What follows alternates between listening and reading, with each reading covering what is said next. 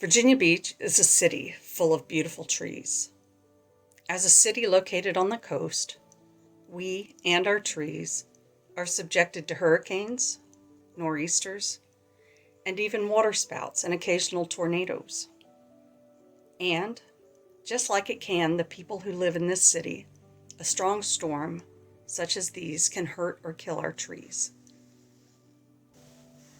For this reason, many Virginia Beach citizens become frightened of their trees, especially as they start to age, and have them cut down and removed. These folks are concerned about trees falling on their homes, damaging their neighbors' properties, or totaling a car in the fall. But quite often, these trees are removed prematurely. A damaged tree can be limbed up and pruned by a certified arborist to heal and live out its life, providing the many benefits that trees offer. A healthy tree can usually withstand the brunt of a storm, helping to buffer winds that may be pushing against our homes, soaking up the excess water, and preventing erosion.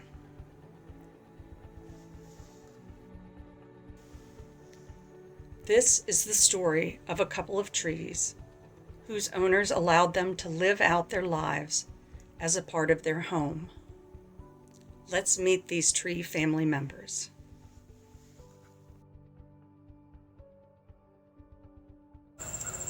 Hi, I'm Trista Emmerich, certified horticulturist, landscape designer, level 2 Chesapeake Bay landscape professional, and owner of Wild Works of Whimsy Native Landscape Design.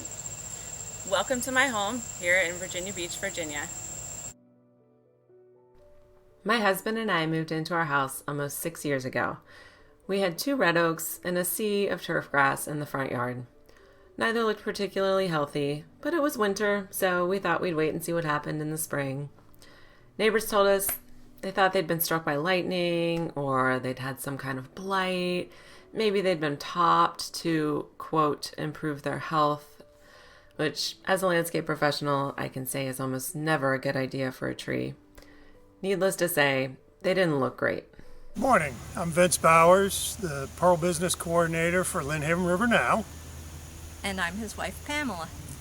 And we'd like to welcome you to our home. In the background, you'll see one of our many white oaks, one that didn't survive the last storm. I've lived in this house for over 15 years. The white oak in question was in fine health when I first moved in. I noticed that as we had a couple of very high tides, the tree started to lean a little bit and developed some knot holes, and the leaves were not coming in as full as it had originally. Hi, I'm Carol Heiser, Chesapeake Bay landscape professional.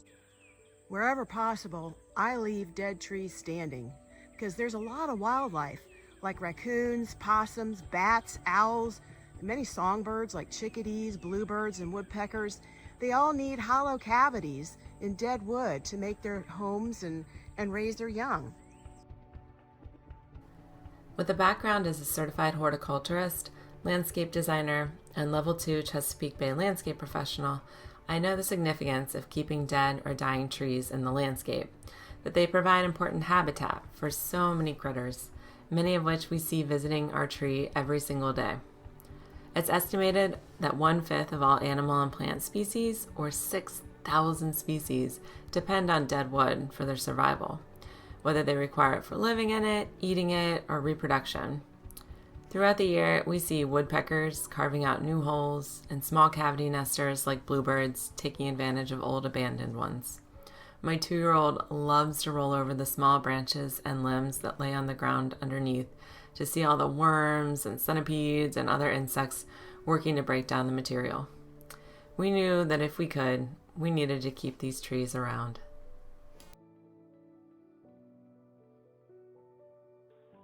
I have a lot of trees on my property, and a few of them I've had to have removed because they were so close to the house and had a lot of weight over the house. But this tree was leaning towards the water, and I didn't think that it was going to impact anything when it fell. So I decided that I would rather just let nature take its course, let the birds and other animals that were using it continue to use it until it fell naturally.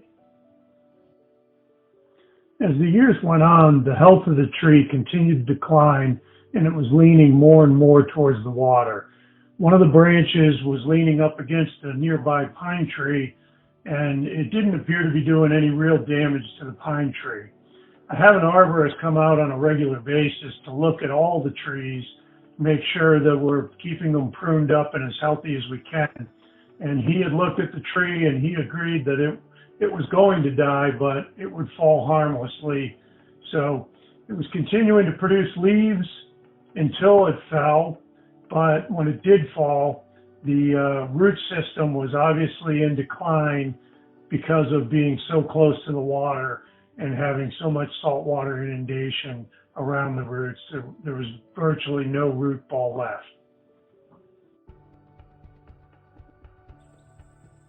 This was a red oak that died a long time ago, but I left it standing for many years because I knew it wouldn't fall on the house or on the shed, and recently it just tipped over. It had rotted so much on the base.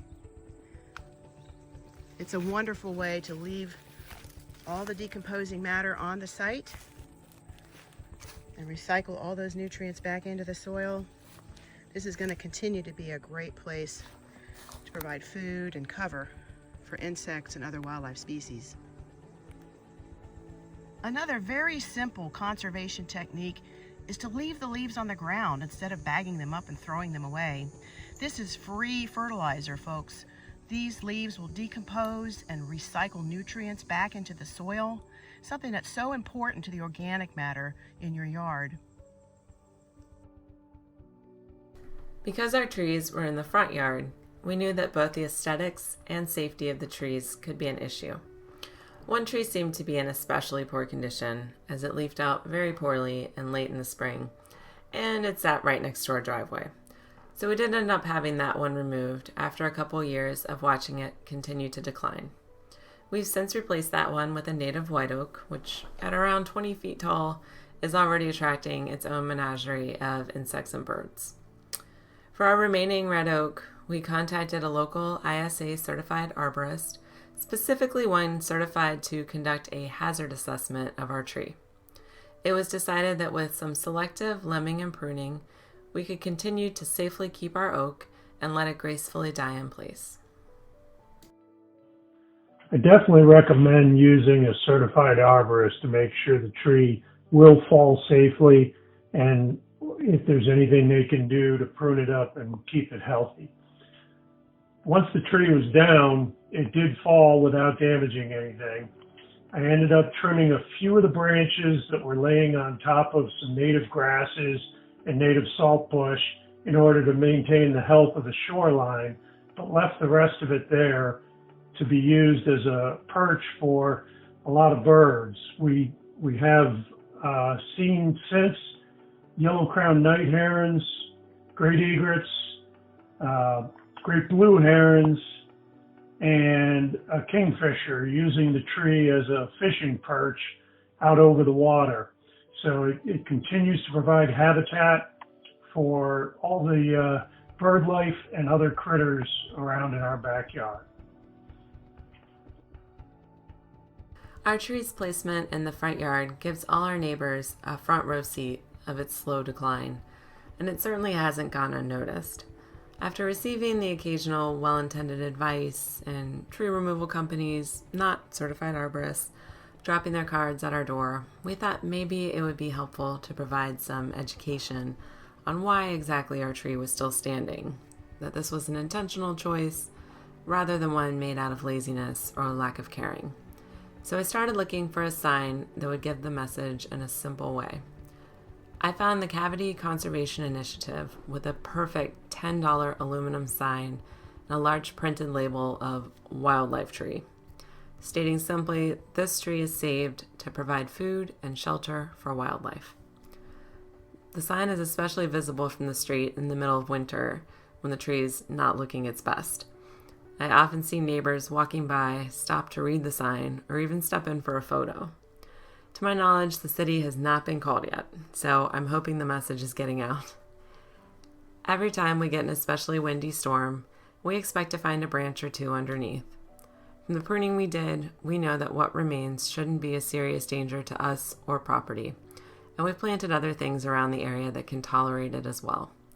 Native plants like Virginia sweetspire, sweet pepper bush, red twig dogwood, elderberry, mountain mint, and Lynnhaven carpet flower, things that sucker or clump and aren't easily damaged. I know the trees can take at least as long to die as they took to grow, so we look forward to continuing to watch our tree for many years and enjoying what every new phase brings.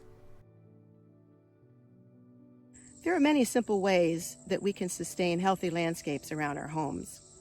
Conservation landscaping is a suite of practices that work with nature to benefit the environment and that function efficiently for our needs as well. These elements include practices such as using locally native plants and designing areas to intercept runoff so that the water is filtered and cleaned and it doesn't erode the soil. Conservation landscaping includes other practices like removing invasive plants, as I've tried to do here by taking out the invasive non-native butterfly bush and replacing my beds with native shrubs. You can learn more about the essential elements of conservation landscaping and find a Chesapeake Bay landscape professional near you at www.chesapeakelandscape.org.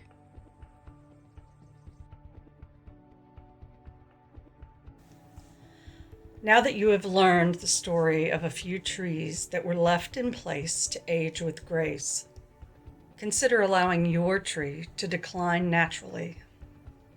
With the guidance of a certified arborist and other natural landscaping resources, your tree can continue to be an important part of our Virginia Beach ecosystem for years to come.